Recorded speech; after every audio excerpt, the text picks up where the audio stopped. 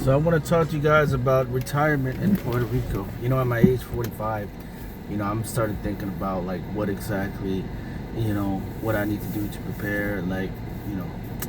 It's 20 years from now until I retire. But just as a thought, I spoke to this lady and I asked her, how do you retire? And she said that so she collects Social Security, but she only works 20 hours. So people that have disability, they can only work 20 hours a week max to collect Social Security. Now that's if you have disability.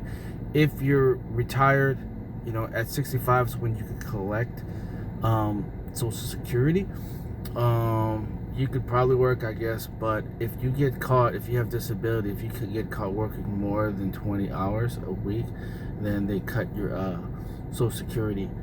She said that she works at Econo. She said there's a lot of people that have some type of mental illness that they collect they collect Social Security, and they can only work 20 hours a week max. So basically that's how a lot of these people that are retired, that's how they're pretty much surviving. It's kind of like also you're on your own kind of thing. They have Medicaid and Social Security, and people rely on family members. So in my opinion, if I'm gonna retire here in Puerto Rico, I'm gonna need to stack some bread, like stack as much money as I can. I'm never gonna retire. I'm just gonna keep working till the day I die. Another thing too, I talked to her. She said that her mother is 90 years old and she's still driving.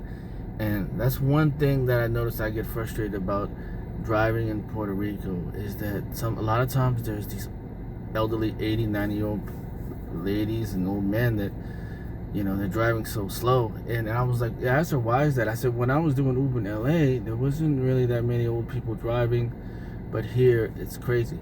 And she said because, the infrastructure as far as like getting around in the buses and stuff, they have it here, but it's not as good. Meaning that, if you're somewhere away from the train station or from the buses, because they only go at certain routes, you have to drive. And so a lot of Puerto Ricans, they're also independent too. She talked about how her mother's 90 years old, and she does errands, and sometimes she needs help, but she's just resilient. She just does things on her own, and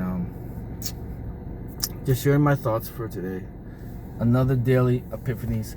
But yeah, because you wonder, because Puerto Rico, there's not that many job opportunities, and you wonder like, wow, when these people retire, how they're gonna do it. So a lot of people just save. Save as much as you can, and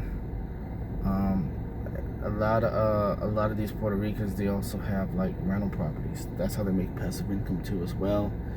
Airbnbs. So, yep. Stay tuned for the next video.